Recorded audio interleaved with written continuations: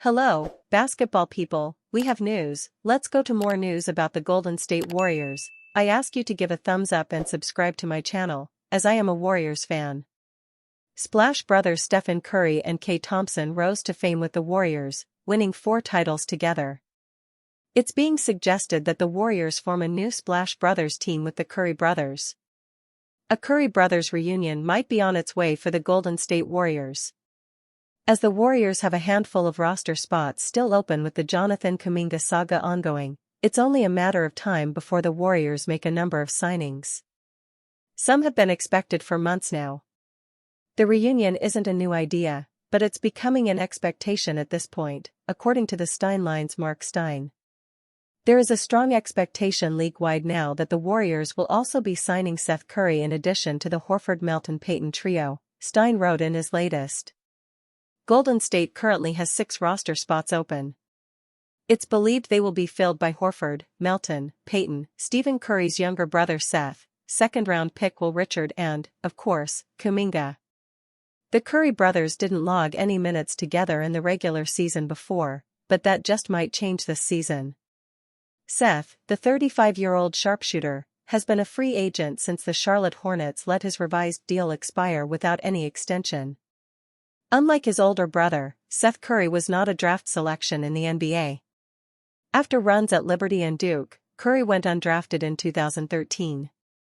He started his career in the NBA G League with the Warriors affiliate. The Memphis Grizzlies signed Seth Curry and rolled him out for just 1 game before cutting ties. The Cleveland Cavaliers did the same during the 2013-2014 season. In 2014-2015, Curry inked a deal with the Phoenix Suns. He played in just 2 games for them amid a 10-day timeline. When Curry got to Sacramento in 2015-2016, he appeared in 44 games, averaging 15.7 minutes per game. At that point, his 45% shooting from 3 interested teams across the league. The Dallas Mavericks utilized Curry for 70 games in 2016-2017. He was an everyday contributor, putting up 6.8 points per game, knocking down 45% of his shots from the field. In the following season, the Portland Trail Blazers trotted out Curry for 74 games. From that point on, Curry bounced around but maintained a strong role wherever he went. Curry had multiple runs with the Dallas Mavericks, a stint with the Philadelphia 76ers and the Brooklyn Nets, and recently played with the Hornets. Last summer, the Hornets waived Curry after trading for him midway through the year. They re-signed him on a 1-year deal. During his first and only full season in Charlotte, Curry appeared in 68 games. He averaged 6.5 points while shooting 48% from the field and 46% from 3. Barring any changes, Curry is expected to take his experience to Golden State to help the Warriors compete for an NBA championship.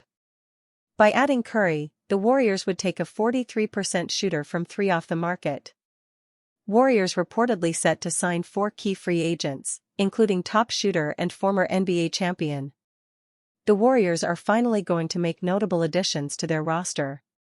The Golden State Warriors are the only NBA team not to have made a signing in free agency this offseason, but that is set to change soon.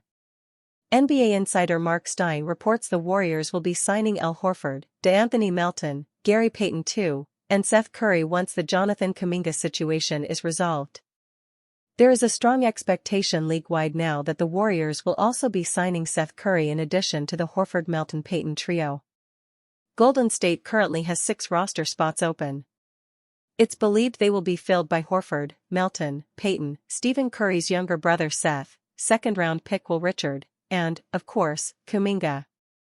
The Kuminga situation will be resolved sooner rather than later. The deadline for him to accept the $7.9 million qualifying offer is October 1st, so this long, drawn-out contract saga will end in about a week at the latest. Once that's done, the Warriors can officially welcome in the players that they have been strongly linked to all offseason. Horford would be perhaps the most notable addition of the bunch. The 39-year-old averaged 9.0 points, 6.2 rebounds, 2.1 assists, 0.6 steals, and 0.9 blocks per game for the Boston Celtics in 2024-25. Horford was a man in demand earlier this offseason, and the Warriors looked to have beaten out a fair few teams for his signature. The 2024 NBA champion is past his prime now but remains a solid defender and rebounder who can also hit threes, shot 40.9% over the last 3 seasons. Next, we get to Melton, and there is, of course, a sense of déjà vu here.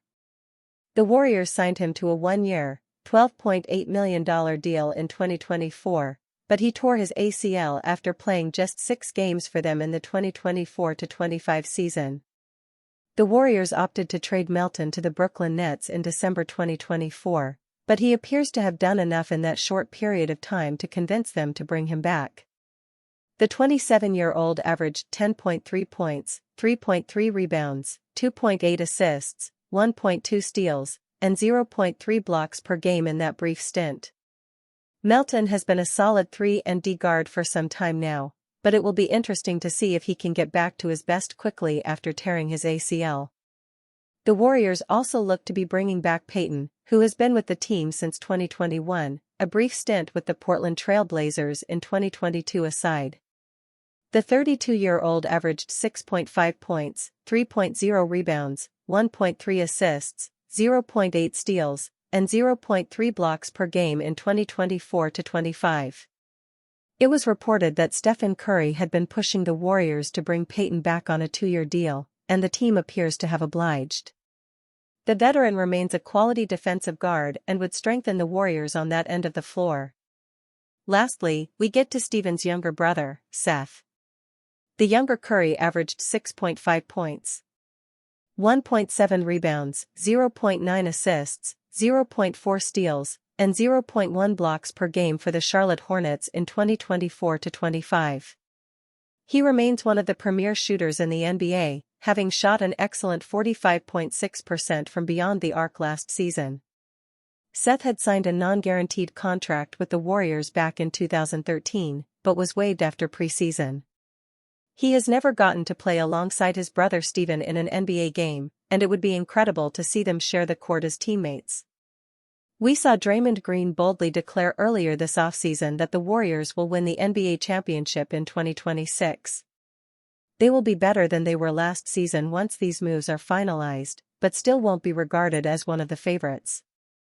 The Warriors, though, will be backing themselves to prove the doubters wrong, as they have done so many times over the years. Broders. Warriors prepared to acquire Celtics 6'9" forward with championship DNA. The Golden State Warriors have yet to make a transaction, with training camp only days away. That will change, however, once they address the Jonathan Kuminga situation. According to NBA correspondent Mark Stein, the Warriors plan to sign a number of players once Kuminga is dealt with. That would be Al Horford, Seth Curry, Gary Payton II, and DeAnthony Melton. The Dubs would bring in 2 familiar faces, that being Payton II and Melton, and 2 new players in Curry and Horford. Steph would get the chance to play alongside his brother for the first time since they were kids, and Horford brings more championship experience to this already loaded Warriors squad. Since free agency started and the Boston Celtics made no aggressive moves to obtain Horford, he has been rumored to join the Warriors. Horford will likely become their starting center, and since their core is in their mid to late 30s already, Horford's age should not be a concern. With the Celtics, he stepped into the veteran role, but was still impactful on the court. His tenure in Boston consisted of 2 stints, and he averaged 11.1 points per game over his 7-season duration with the team. At 6'9", Horford is a 5-time All-Star and has only come off the bench 60 times in the 1,138 games he has played. His numbers may not be the same as they were when he was with the Atlanta Hawks, but Horford will no doubt make an impact with the Warriors. Where could Torrey Craig end up? Most teams around the league have filled their rosters heading into next season, making it somewhat difficult to find a decent landing spot for Craig. But there are a few teams that could take an interest. The most notable would probably be the Golden State Warriors, as they have a ton of open roster spots left. They are waiting to fill out their roster until the Jonathan Kuminga situation gets resolved. Guys like Al Horford and DeAnthony Melton are reportedly waiting to sign with Golden State, and Craig could fit in among that group perfectly. His defensive abilities and three-point shooting would give the Warriors some nice forward depth, which is a position they could use some help at. Behind Jimmy Butler and Moses Moody, they don't have a lot of guys ready to play the 3 or 4. Even though Craig is entering the final few years of his NBA career, and at this rate, it may be coming to a close sooner rather than later, he could still be a decent end-of-the-bench player. Outside of Golden State, Craig will likely be left to scour the market for other potential title contenders who could want someone to play spot minutes at the forward position. Teams like the Atlanta Hawks, Cleveland Cavaliers, Minnesota Timberwolves, or Los Angeles Lakers could all make sense, depending on how they view their chances at making a deep playoff run. A Boston return just doesn't make sense for Craig. They likely won't be in the title picture this year, and with how many young guys they could dole out minutes to, Baylor Scheierman, Hugo Gonzalez, Jordan Walsh, Josh Minott, and more, adding a 34-year-old to the mix probably isn't in the cards. It's not even training camp and the Warriors already have an obvious trade to make. While any official signings are still being held up by Jonathan Kuminga's restricted free agency, the Golden State Warriors roster is all but confirmed entering the 2025-26 NBA season. NBA insider Mark Stein provided a major report on Monday, outlining Golden State's expected use of the 6 roster spots they still have available less than a week out from Media Day. Golden State currently has 6 roster spots open. It's believed they will be filled by Al Horford, DeAnthony Melton, Gary Payton, 2, Stephen Curry's younger brother Seth, second-round pick Will Richard and, of course, Kuminga, Stein wrote on his Substack. Curry and Richard's additions at the end of the roster are notable, especially when it gives the Warriors an even greater glut of 2 guards that suggests a consolidation trade is needed even before training camp begins. Warriors must consolidate the shooting guard position mid-season. 4 of the reported 6 signings to come are shooting guards, or at least 3 are if you want to exclude Payton from the group given he sort of plays his own unique position. When you add that to incumbents Brandon Podziemski and Buddy Hield, there's a lopsided nature to the roster that will need to be addressed at some point. There's already 5 or 6 2 guards on the roster, and that's not including the possibility of Jimmy Butler and or Moses Moody sliding down to that spot, which may now be possible thanks to the versatility of Horford in the front court. Richard might be a complete non-factor and shouldn't be viewed as a legitimate rotation option at this point, but it wouldn't be totally shocking to see the 56th overall pick put his hand up with a strong training camp and some notable preseason performances. The younger Curry could prove a major swing factor in what the Warriors could do with the roster. Is Seth still a capable 15-minute-per-game rotation player on a playoff contending team, or is he nothing but a feel-good story who in reality will spend plenty of nights stapled to the bench? If it's the former, then the Golden State backcourt will only become more crowded, especially if Melton can also return from his long-term knee injury in positive fashion. Something will have to give, perhaps in the form of finding an upgrade in a different position using Hield's $9.2 million salary.